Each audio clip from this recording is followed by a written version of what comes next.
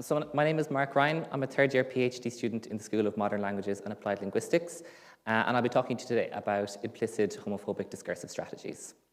So on the 22nd of May 2015, the Republic of Ireland held a referendum to include a provision for same-sex marriage in its constitution, and it passed with 62% of the vote and 61% of voter turnout.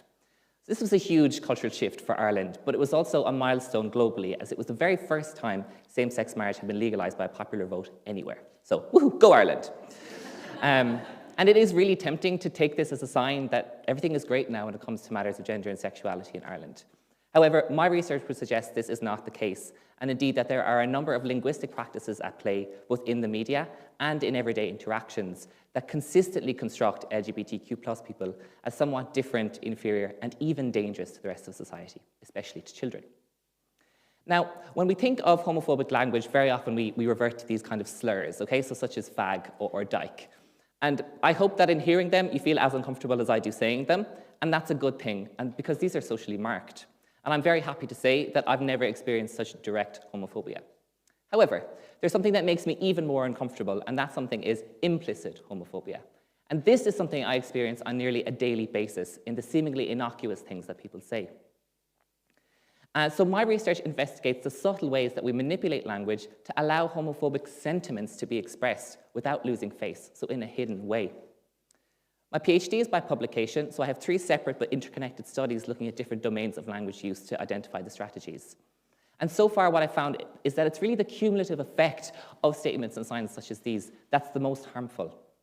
Implicit homophobia is also the most frequent and the most difficult to identify as discriminatory and therefore challenge.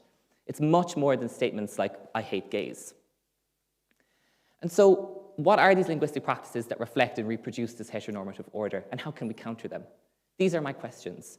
And these are not abstract questions. Very often, implicit homophobia is a precursor to much more extreme forms of hate and violence, like we all saw a couple of weeks ago in Sligo. And I want to get to the bottom of this type of homophobia and discrimination, and show that sometimes how we speak about things influences how we think and how we act. And very often it is rooted in attitudes and ideologies that are discriminatory, though they might not appear to be so at first glance.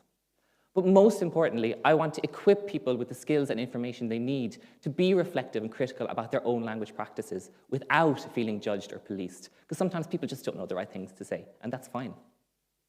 So as former President of Ireland, Mary McAleese, said, there is more to be done, for the work of dismantling the entire architecture of homophobia is not complete. And I hope to apply the findings of my research to the creation of training programs and resource kits for parents and for businesses to help achieve this goal. Thank you for listening.